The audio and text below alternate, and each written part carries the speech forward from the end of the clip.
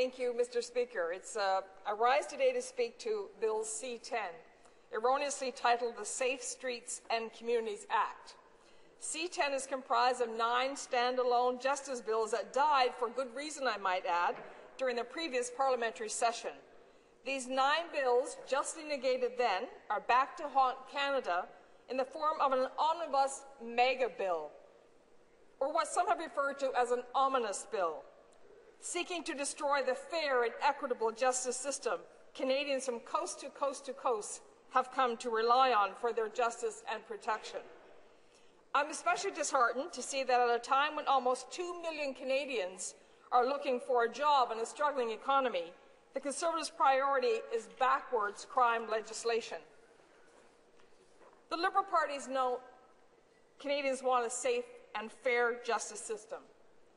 The facts tell us C-10 will not deliver that. The Conservatives chose to ignore the facts and intent instead on pushing through C-10. And what we witnessed here today, Mr. Speaker, was in fact a miscarriage of justice with this closure motion, a motion that passed because obviously the government has a majority. And it's scary when things like that happen because we have members of the government speaking from both sides of their mouth. In fact, the Minister of Public Safety today at one point said, in response to a closure motion, if the bill was the right thing to do, why did the Prime Minister do the wrong thing by invoking closure? Another member on the opposite side, a member of our government, said, and he's now the Citizen and Immigration Minister, said, I begin by condemning this government for allowing itself to trample on democracy and democratic deliberation by invoking closure and time allegation on Bill C-36. Another member of the government, now the Minister of National Defence, said, and I quote, let me be clear, what is happening in this motion, in this use of closure, is an attempt to stifle the debate, to shut it down, to sideline it, to distract, to detract away from the opposition's job, to be diligent in asking questions. Mr. Speaker, just to point out the miscarriage of justice here today and what happened with this closure motion, and how the government is in fact speaking from both sides of its mouth. Despite the overwhelming evidence and substantive trial and failure of the very same legislation in the United States, as we're seeing today in C-10, the Conservatives blindly steamroll ahead. If this type of legislation had any positive effect at all on the safety of citizens and the protection of victims, the United States would be the safest country in the world. Sadly, that is not the case. If C-10 type legislation truly worked, we would not see Americans who have experienced this failed system for over 25 years. Take example Newt Gingrich, whom many consider the architect of the botched American prison system, declaring that his tough-on-crime agenda failed and that a criminal justice system founded on the same blind policies included in C-10 is, quote, broken. The Americans spent $68 million in 2010 on corrections, 300% more than 25 years before, and it's growing 13 times more rapidly than their population. Clearly, the American model of mandatory minimums did not work in America, and predictably, it will not work in Canada. But we already know that. One need merely to consider the evidence to conclude that failed justice policies of our American friends imported to Canada will only become failed justice policies of our own. Why isn't the government prepared to learn from those mistakes? Instead of forging ahead, prepared to make the same mistakes at enormous cost to the Canadian taxpayer. Unfortunately for Canadians, the Conservatives have a penchant for ignoring evidence and logic. The fact is, crime in Canada is decreasing. According to Statistics Canada, it's at its lowest level since 1973.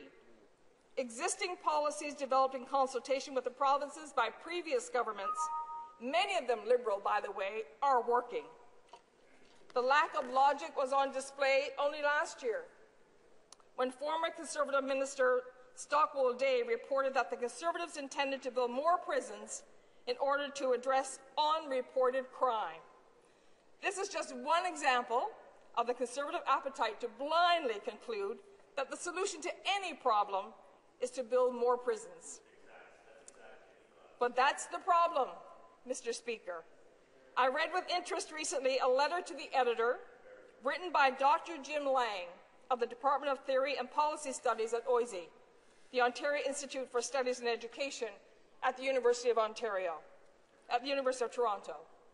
According to Dr. Lang, the Minister of Justice tells us that his government won't let facts, statistics derail its ideological decision to spend our money to make us feel safer on our streets, whether we think it's best for us or not.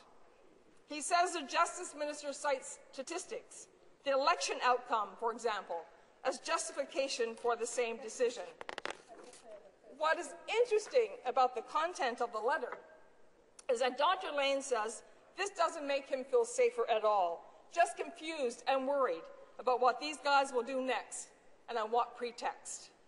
I agree wholeheartedly with his opinion, given that while the government has a majority, it only has 39% of the popular vote.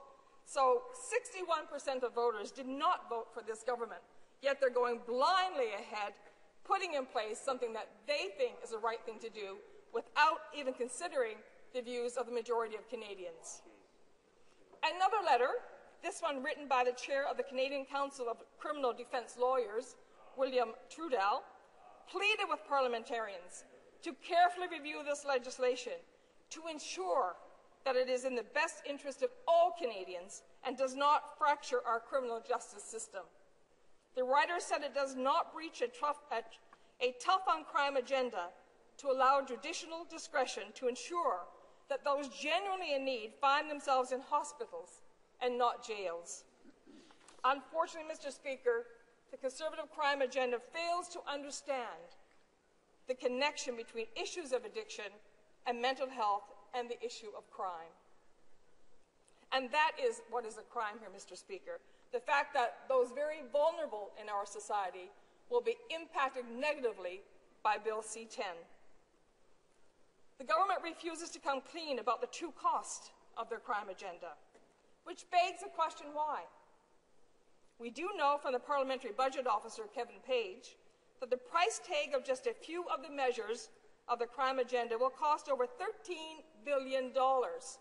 That's just a price tag for a few. That's not the entire 9 bills that are included in this omnibus bill. As the global economy contracts, Canada has to ensure that we get value for our tax dollars. And we've heard the government say that. Yet, they go and spend untold billions on a failed crime agenda that takes a blind and unrealistic approach to public safety and does not create safer communities and is not a wise or effective use of the hard-earned money of Canadians. Many of these costs will be downloaded on the provinces, which could ill afford such a burden. And I'm representing the people of Newfoundland and Labrador here as a Member of Parliament for Random, Burin, St. George's. And Mr. Speaker, I can tell you that they don't need to be saddled with more inmates and stripped of any judicial discretion as a province. The Liberal Party will not put Canadians at risk by helping to implement this dangerous bill. In order to safeguard the rights and safety of all Canadians, we must oppose C-10.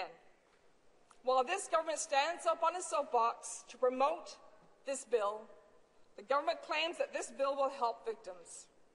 Sadly, legislation such as C-10 will only ensure that there will be a continued cycle of victimization. The evidence indicates that preventive policy and education, not tougher sentences and bloated prisons, are the paths to safer streets and communities. After all, this government can talk all it wants about the rights of victims. The truth is, the right of every Canadian is to not be victimized at all.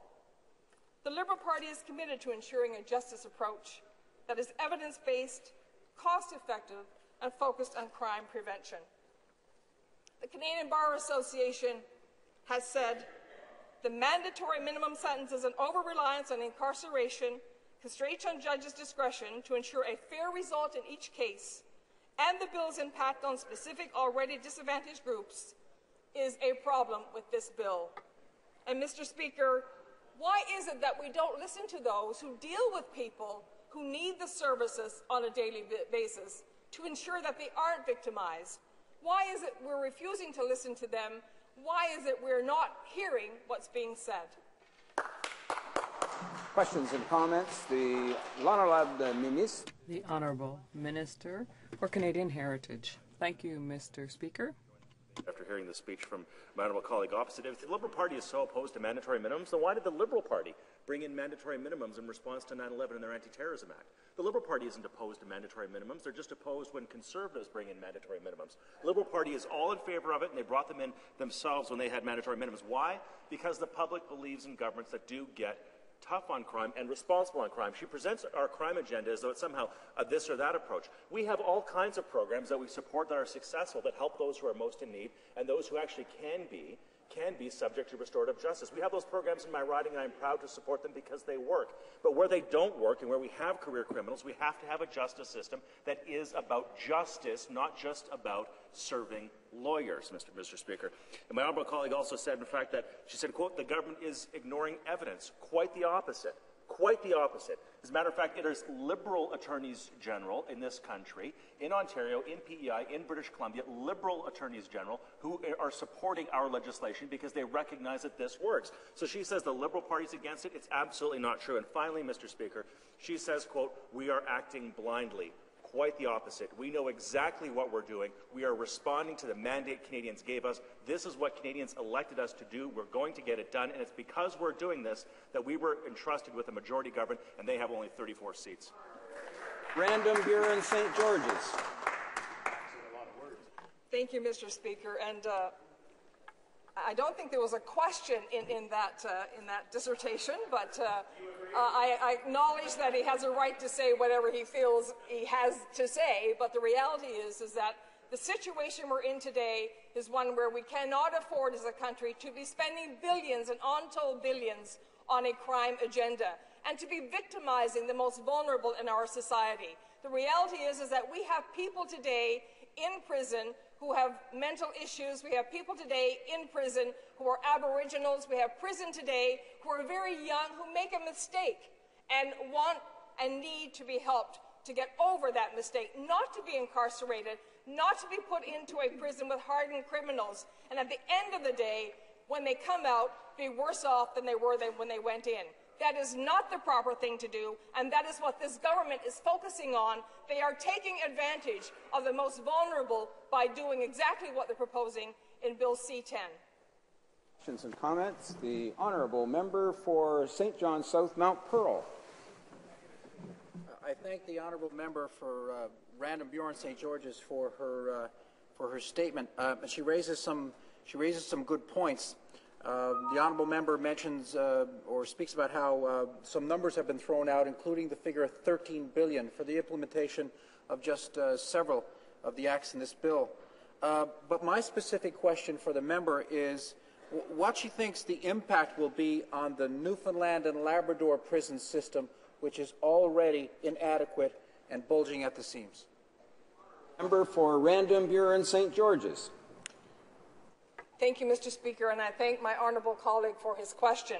And he knows, as I do, of course, the situation in Newfoundland and Labrador when it comes to the prison there in St. John's, which also houses federal prisoners, is in fact breaking it. At this point, it cannot possibly house anymore. What we're finding in that particular prison is that you have 2 and 3 inmates sharing a cell, and that is unhealthy under any circumstances, Mr. Speaker. I think the point here is that we need to do more in the way of prevention. We need to make sure that we don't have to be building mega prisons to house criminals. The way to do that is to focus on prevention, to put the funding that's going to be wasted, the billions that's going to be wasted on this agenda, this crime agenda, into working with people in terms of prevention programs. The time for a very short question and response. The Honourable Member for Guelph. Mr. Speaker, I'm wondering if my friend could comment about comments that have been made by the Conservative speakers on this bill. They they negatively characterized with disdain the fact that rehabilitation was introduced into one of the principles of sentencing about 40 years ago. I wonder if she could correlate that rehabilitation as a principle and the facts. Where has crime rates gone over the last 40 years? Member for Random Burin, St. George's. Thank you, Mr. Speaker, and I thank my colleague for his question. And the reality is that since the previous governments, many of them Liberal, introduced the whole idea of dealing more effectively with crime, we have seen statistics have pointed to the fact that crime is decreasing. And clearly, we made the right decisions. We should go down that path. This government is trying to fix something that isn't broken.